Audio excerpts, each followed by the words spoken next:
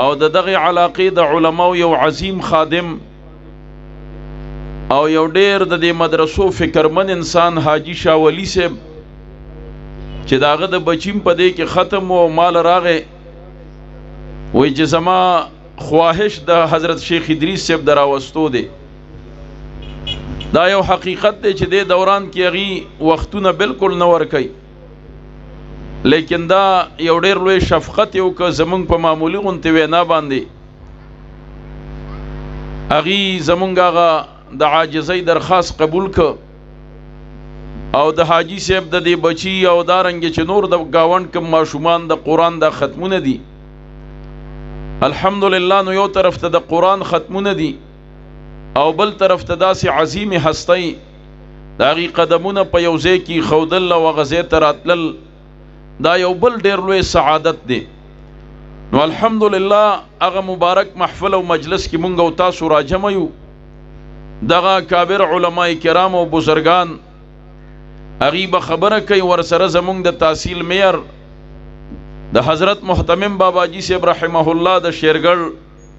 داغه باغ یو ګل حضرت مولانا حافظ محمد سعید صاحب اغي اهم تشریف راوړې دی غیب هم خبره کوي محترم عجزانو د قران پاک محفل او مجلس کې شرکت د قران د ختم په موقع باندې شرکت دا د ډیر لوی خیر او د سعادت خبره ده د دواړو جهانو سردار جناب رسول الله مبارک فرمای داسې مجالسو کې ستاسو دعاګانې الله قبلای د زرګونو په تعداد کې فرښتې د مجلس ته حاضر شي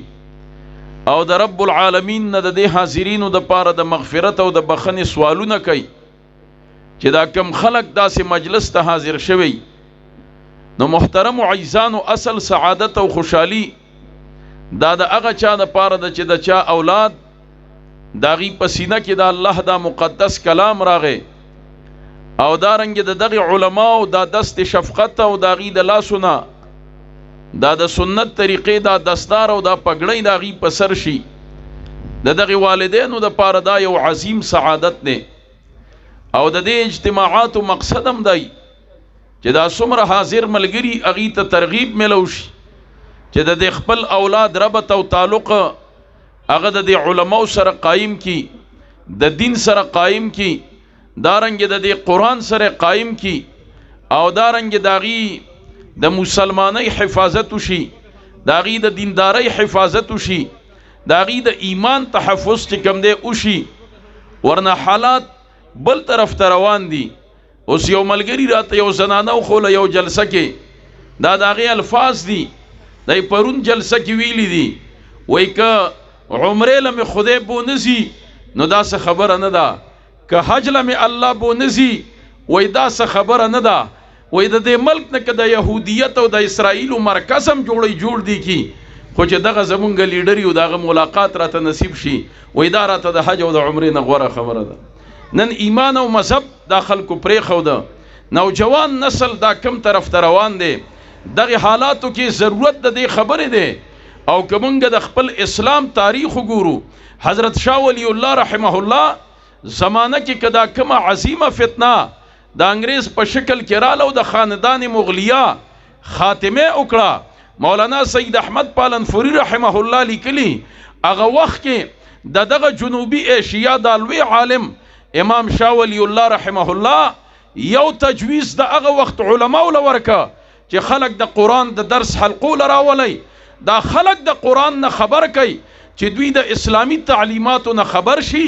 او داغه موافق خپل ژوند او زندگی چې کوم دی سیب دا جوړ کی نو محترم عجزانو د خپل اولاد ربط او تعلق دا د علماء سره جوړ کی دغه باندې فخر وکي چې بچی د حافظ شه بچی د عالم شه بچی د ناظر اخوان شه امام ترمذی رحمت الله علیه دا واقعه کتاب التفسیر کې را نقل کړي چې نبی علیہ الصلوۃ والسلام د صحابه یو سریه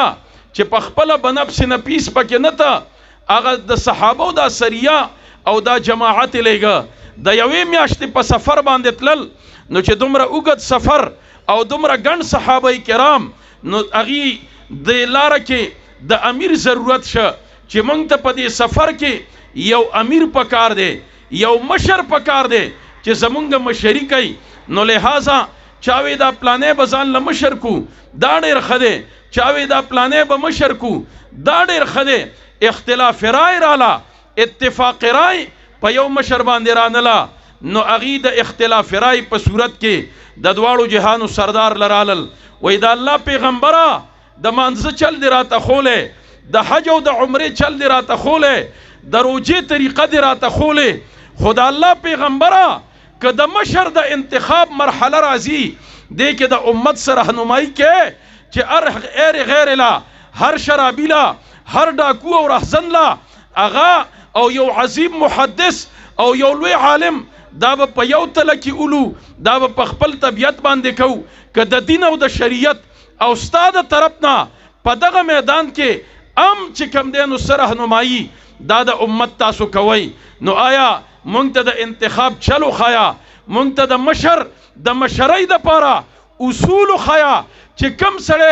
دا د مشرۍ مستحق دی چې هغه خپل مشر وګرځو د دواړو جهانو سردار وته فرمای هغه سړی خپل مشر کوي د هغه چا انتخاب کوي د هغه چا په حق کې خپل رائے ور کوي داغه په حق کې د خپل اوټ استعمال کوي چې کم سړی د قران ماهر دی د قران نو صحابه لګیا شو یو بل نه قران اورو فجيء الیه بالفتا